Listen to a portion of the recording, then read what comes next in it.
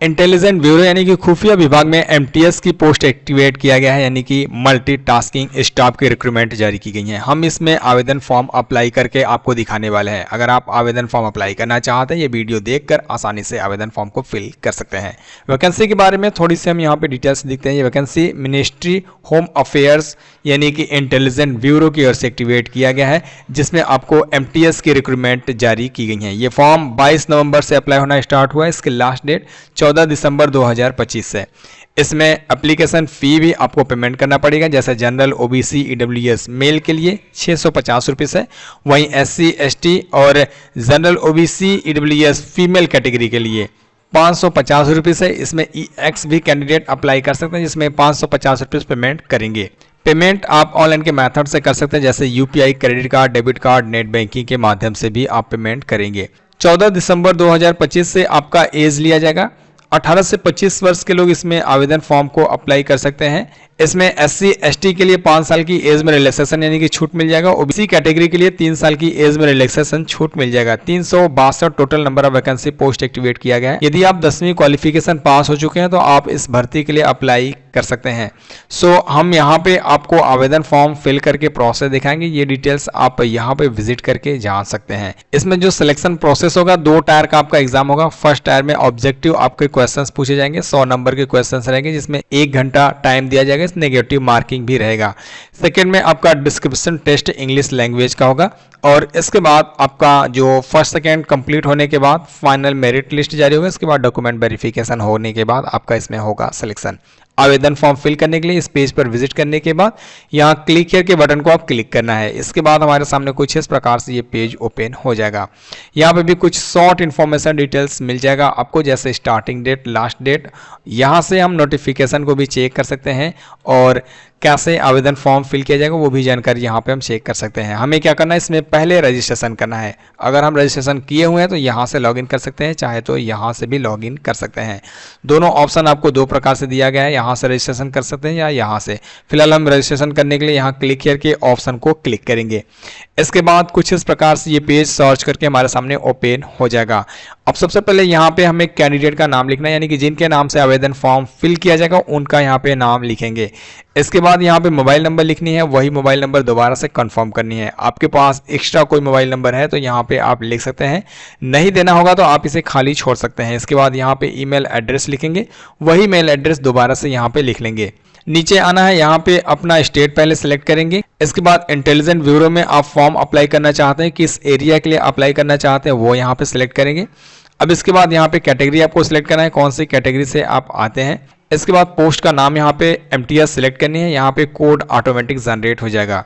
यहाँ पे हमें बटन मिलता है जनरेट ओटीपी का, यहाँ पे हम क्लिक करेंगे। इसके बाद यहाँ पे कैप्चर कोड मिलेगा, इस बॉक्स में लिखनी है एंड यहाँ सबमिट के ऑप्शन को क्लिक करना है। इसके बाद मैसेज मिल जाता है कि हमारे मोबाइल नंबर और मेल आईडी पर ओटीपी सेंड किया गया है। यहाँ ओके के बटन को क्लिक करेंगे। यहाँ पे मोबाइल नंबर की ओटीपी लिखनी है। इसके बाद यहाँ वैलिडेट ओटीपी के बटन को क्लिक करेंगे। यहाँ पे मैसेज दिखाया जाएगा कि आपकी जो ओटीपी है वो सक्सेसफुल वेरीफाई हो चुकी है। यहाँ ओके के बटन को हम क्लिक कर लेंगे।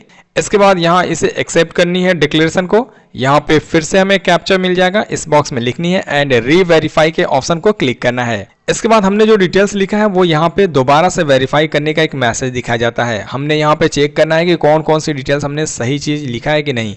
अगर सारे ऑप्शंस हमने सही लिखे हैं तो यहाँ पे हमें एक बॉक्स मिलते हैं, इन सभी बॉक्स को एक एक करके एक्सेप्ट करनी है। अगर कोई भी ऑप्शन आपको गलत लगेगा तो आप ऊपर जाके चेंज कर सकते हैं, उसके बाद आप इस बॉक्स को एक्सेप्ट करके सबमिट करेंगे। सबमिट करने के बाद एक नोटिस मिलेगा, इससे आपको आई अग्री के बटन पे क्लिक करके एक्सेप्ट करनी है। इसके बाद कंफर्मेशन के लिए एक मैसेज दिखाया जाएगा कि आपने जो डिटेल्स लिखा है वो सब कुछ सही है, तो यहाँ ओके कीजिए, नहीं तो आप कैंसिल करके आप पहले चेंज कीजिए। सारे ऑप्शन सही रहते हैं तभी आप ओके कीजिए। ओके के ऑप्शन पे क्लिक करने के बाद आपको यहाँ पे मैसेज मिलेगा कि आपकी जो रजिस्ट्रेशन है वो कंप्लीट हो चुकी है। यहाँ पे आपको रजिस्ट्रेशन आईडी नंबर मिल जाएगा। आपका जो भी इन्फॉर्मेशन डिटेल्स है वो आपके मोबाइल नंबर और मेल आईडी पर सेंड कर दिया जाएगा, जैसे पासवर्ड हो गया या लॉगिन आईडी हो गया या रजिस्ट्रेशन नंबर हो गया, वो सब कुछ आपके डिटेल्स पर सेंड कर दी जाएंगी। हमें यहाँ पे क्लोज करनी है। इसके बाद यहाँ पे डिटेल्स हमारा शॉर्ट दिखाया जाता है जो हमने रजिस्ट्रेशन करते समय दिया है। हमें इस फॉर्म को कंप्लीट करना है तो यहाँ गो टू एप्लीकेशन के बटन को क्लिक करेंगे। इसके बाद कुछ इस प्रकार से ये पेज हमारे सामने ओपन होगा। हमें नीचे करना है। यहाँ पे हमने रजिस्ट्रेशन करते समय जो डिटेल्स दिया है वो यहाँ पे ऐड है। कुछ डाटा हमें फिल करने, जैसे यहाँ पे जेंडर हमें सिलेक्ट करना है कि हम मेल है या फीमेल है। इसके बाद यहाँ कैलेंडर पे क्लिक करके अपने डेट ऑफ बर्थ को यहाँ पे आप सिलेक्ट करेंगे। अगर आप इंडिया के निवासी हैं यहाँ पे इसे एक्सेप्ट कर लेंगे। ये पोस्ट अगर आप अप्लाई कर रहे हैं तो आपके पास निवास सर्टिफिकेट होना अनिवार्य है। इसके बाद यहाँ पे अपने पिता का नाम लिखेंगे, यहाँ पे माता का नाम लिखेंगे, आपका मोबाइल नंबर, ईमेल आईडी लिखा रहेगा। अपने मैरिटल स्टेटस को आपको सिलेक्ट करनी है। इसके बाद यहाँ पे रिलीजन आपको सिलेक्ट करना है। अब यहाँ पे हमें प्रेफरेंस ऐड करनी है, एग्जामिनेशन सिटी और एग्जामिनेशन स्टेट। आपको टोटल 5 सिटी और स्टेट सेलेक्ट करनी है। सो अपने हिसाब से जो भी आपको लगे वो अपने हिसाब से इसमें आप सिलेक्ट करेंगे। सिलेक्ट करने के बाद नीचे करनी है। अगर आप डिसेबल कैटेगरी से आएंगे तो यहाँ पे आप यस करेंगे और यहाँ पे डिसेबल की जो डिटेल्स है आपको विकलांगता का सारा डिटेल्स यहाँ पे बताना पड़ेगा। अगर आप नहीं है विकलांग तो यहाँ नो करेंगे, ये ऑप्शन हाइड हो जाएगा। अगर आप एक्स सर्विस मैन होते हैं तो यहाँ पे यस करेंगे, अपने सर्विस की जो डिटेल्स है वो यहाँ पे आपको बतानी है। नहीं है तो यहाँ पे आप नो करेंगे, ये सारे ऑप्शंस हाइड हो जाएंगे। यदि आप स्पोर्ट पर्सन है तो आपको यहाँ पे यस करना है। यदि आप स्पोर्ट पर्सन नहीं है तो यहाँ पे आप नो भी कर सकते हैं। यदि आप डिपार्टमेंट या किसी भी गवर्नमेंट सर्वेंट के एम्प्लॉई हैं तो यहाँ पे आप यस करेंगे और उसका भी डिटेल्स यहाँ पे आपको बताना पड़ेगा। अगर आप नहीं है तो यहाँ नो करेंगे, ऑप्शंस हाइड हो जाएगा। इसके बाद यहाँ सेव एंड नेक्स्ट के बटन को क्लिक करना है। इसके बाद आपकी जो डाटा है वो सक्सेसफुल सेव हो जाएगी, यहाँ ओके कीजिए। इसके बाद नेक्स्ट ऑप्शन आपके सामने ओपन होगा। यहाँ पे अपना कंप्लीट एड्रेस फिल करेंगे, जिसमें स्टेट हो गया, डिस्ट्रिक्ट हो गया और अपना पिन कोड हो गया। ये सारे ऑप्शंस आपको फिल कर लेनी है। अगर आप सेम एड्रेस पे रहेंगे, यहाँ पे परमानेंट का एक बॉक्स मिलेगा, आपको इस पर क्लिक करना है। क्लिक करने के बाद आपका जो एड्रेस है कॉपी होकर यहाँ पे ऐड हो जाएगा। यदि आप किसी दूसरे एड्रेस पे रहते हैं तो वहाँ का एड्रेस आप देना चाहेंगे तो यहाँ पे आप नो करेंगे और यहाँ पे वो एड्रेस लिख सकते हैं। फिलहाल हमारा येस करेंगे यहाँ पे क्योंकि सेम एड्रेस है। इसके बाद हम इसे सेव करेंगे, हमारा डाटा जो है वो सक्सेसफुल सेव होगा। यहाँ ओके के बटन को क्लिक कर लेंगे। अब इसके बाद हमें क्वालिफिकेशन ऐड करनी है। हाई स्कूल की क्वालिफिकेशन यहाँ पे लिखनी है। सबसे पहले आपको यहाँ पे बोर्ड का नाम लिखना है, पास होने की मंथ ईयर आपको सिलेक्ट करनी है, इंस्टीट्यूट या कॉलेज या स्कूल का नाम लिखेंगे, सब्जेक्ट आपको यहाँ पे लिखनी है, कितने सब्जेक्ट है वो एक एक करके यहाँ पे आप लिख सकते हैं। चाहे तो आप साइंस किए हैं या आर्ट साइंस से किए हैं वो भी लिख सकते हैं। इसके बाद आप ये क्वालिफिकेशन क्वालिफाइड किए हैं तो यहाँ पे पास सिलेक्ट करेंगे। अगर आप क्वालिफाइड नहीं तो इसमें आप अप्लाई नहीं करेंगे। इसके बाद आपको बताना है कि किस प्रकार से आप पास हुए हैं, सीजीपीए से पास हुए हैं या परसेंटेज से पास हुए हैं। अगर सीजीपीए से पास हुए हैं तो यहाँ पे सीजीपीए की टोटल नंबर आपको लिखनी है, कितना नंबर का होता है वो लिखना है। यहाँ पे आपका ऑटोमेटिक कैलकुलेट होकर परसेंटेज ऐड हो जाएगा। अगर नहीं होता है तो वो आपको यहाँ पे कैलकुलेट करके लिखना पड़ेगा। इसी प्रकार से इंटरमीडिएट के क्वालिफिकेशन अगर आप देना चाहेंगे तो दे सकते हैं, चाहे तो आप खाली भी छोड़ सकते हैं। इसमें इंटरमीडिएट की क्वालिफिकेशन नहीं मांगी गई है। आपके पास एडिशनल क्वालिफिकेशन है तो वो भी देना चाहेंगे दे सकते हैं। अगर आप नहीं देना चाहते तो आप खाली छोड़ सकते हैं। आपको इंग्लिश और हिंदी लैंग्वेज की जानकारी है, यहाँ पे आप कंपलसरी यस करेंगे।